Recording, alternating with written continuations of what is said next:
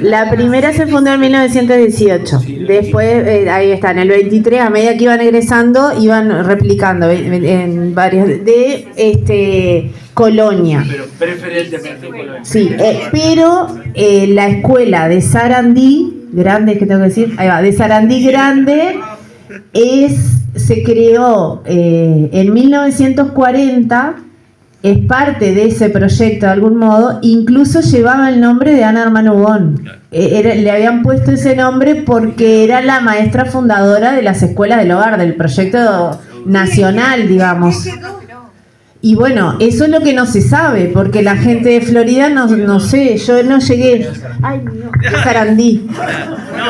No, o sea, yo lo que tengo es lo que puso Ana en el 44. Y se había fundado en el 40, o sea que son 4 años nada más. 80 años. Y entonces, ¿qué pasó después? Es lo que está para investigar. Ya la señora sabe. Porque no tuvieron beneficios para poder armar la escuela. Ella confirmaba que la mujer de los nietitos efectivamente era la esposa de... ¿O la pareja de? De Bonjour. Sí, pero acá es francés, o sea. Era Valdense. Que era la duda que habían... No, son dos cosas. Eran valdenses viviendo en la paz de años, en los Bonjour, el señor Bonjour, esposo de la que hacía los dulces, etc. Ahora, hace 5 o 10 años, una empresa francesa lo compró. No, Allá, sí, perdón. ellos son valdenses que están de Colonia Valdense y vienen acá. Sí, no, pero Ana tenía cerca de 100 años, vino acá a Sarandí. Ana, Sí, doña Ana. doña, fue valiente, mire que... Vino a Sarandí a la escuela que ella había. Pero yo lo vi como noticia. Pero la pregunta es, ¿hay en Sarandí documentos? No sé nada. Hay que investigar. yo creo que hay... Era una Cuando se funda una escuela, generalmente hay libros diarios. Y actas, documentos oficiales. Claro. Eso no se quema fácilmente. En Uruguay sí. Sí. En general se guardan. Perdón, sí debe de haber, porque yo como exalumna de Escuela del Hogar me sentí muy agradable una nota que hicieron en el Canal 5, creo que era, sobre la Escuela del Hogar de Sarandí. ¿En serio? Una nota que se hizo en el Canal 5, ese es un dato que No, habría que rastrear. no, de Sarandí Grande, de Sí, Sarandí, Sarandí. Florida. Sí, Sarandí. ¿Se entiende? Hace mucho tiempo, sí. ¿Es el de cuánto tiempo dice usted? ¿10 años? ¿5? No, reciente? no sé si tanto, pero capaz que entre 10 y 5 años, no sé, porque yo me sentí muy emocionada porque todavía pensé, bueno, solo sabía de las de Colonia. de todas las de Colonia y la de Mercedes. ¿Y estaba funcionando en ese momento?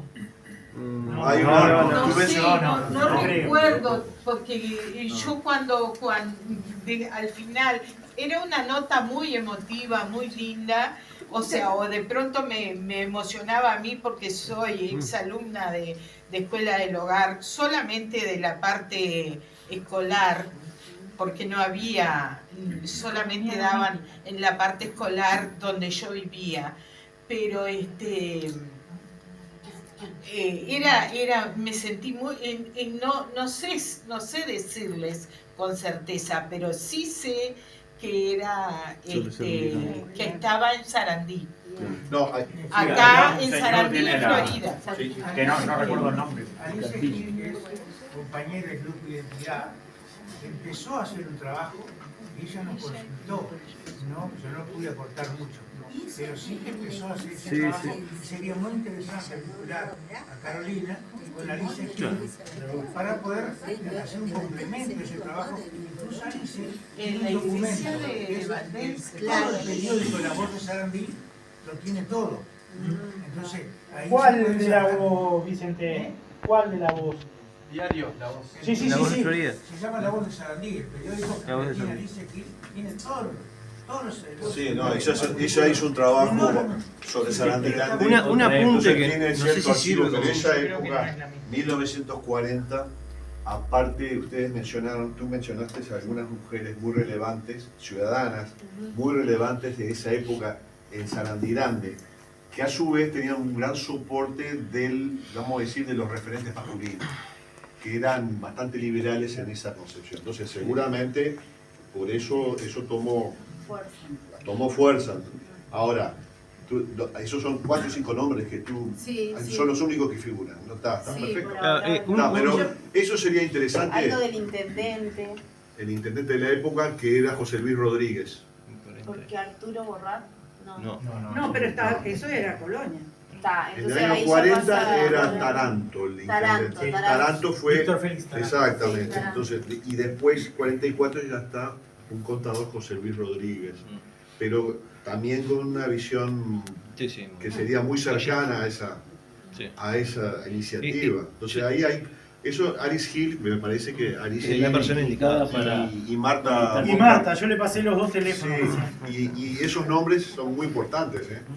Oye, ¿nos vamos por algo? Sí, no por agregarle más, pero en la década, fines de la década del 50, comienzo del 60, y capaz que me puede corregir el amigo acá, hubo una experiencia que no sería extraño que tenga la misma inspiración, que venga pero impulsada por un sacerdote católico que era muy seguidor de los cuadernos de Joseph Lebret y demás, con una visión social. Es más, fue el fundador en 25 de mayo, fue el fundador de la primera cooperativa de viviendas del país, que fue donde se fundó FUCBA, e incluso estaba muy preocupado por la educación de las mujeres, tanto que a fines de la década del 50, cuando él llega a 25 de mayo, nota que los únicos que viajaban a estudiar a Florida, que eran los pocos que viajaban, eran varones, porque no había espacios de interacción entre varones y mujeres más allá del baile, que con todos los proyectos de eso era inmigrante, ¿no? Lógicamente.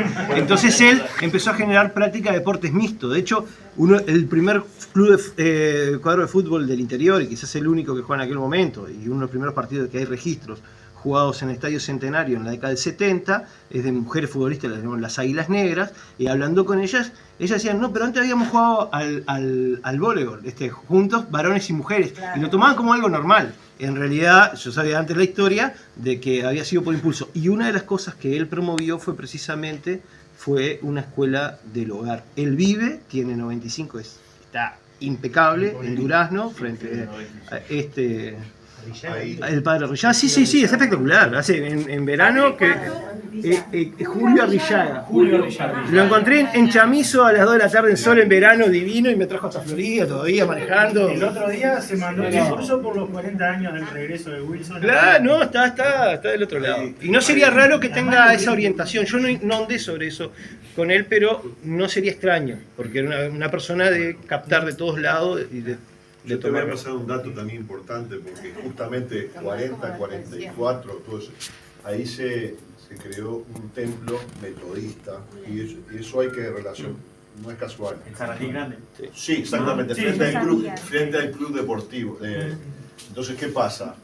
Ahí incluso una prima mía fue pastora de la iglesia metodista. Ella puede tener datos, yo te voy a darle el WhatsApp de ella, ¿tá? Y mi abuela materna fue un poco la que era de Porongos, de Trinidad, era un poco la que regenteaba, era la referente, llamamos, del centro metodista ese. Seguro, y se juntaban. Entonces, esos nombres, está todo bastante. De pronto va a surgir información. ¿Y tu prima cómo es? ¿Pastora metodista? Ella es Inés Simeone. Sí, la conocemos bien. Bueno, Inés se crió en Sarandí. Simeone y Caorsi. Caorsi, claro. Por el lado de mi abuelo. Yo tengo Caorsi. Claro. Y ahí va la diferencia.